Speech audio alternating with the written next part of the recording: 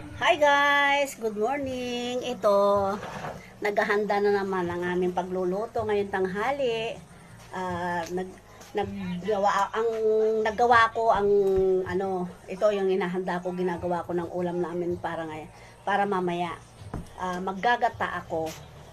Pinakbet, yung panghalo-halo ba, talong, ampalaya, may sili, may kamote, at saka may kalabasa. At saka mga ito, gulay, talong yan, halo-halo.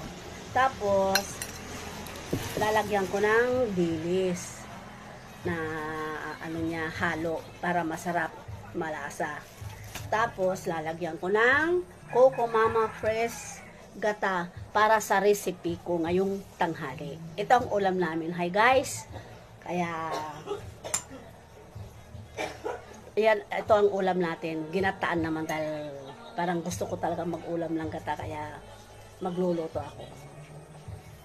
At saka isa pa, meron din akong ginawang coco jam sili. Charot! Hindi. Nagbabad ako ng sili na may kumpletong ricado rin para mabango, masarap ang suka. Diba? Hi guys! Good morning! Kaya ito, naghahanda na ako kasi naghahanda na ako para sa pagluluto ng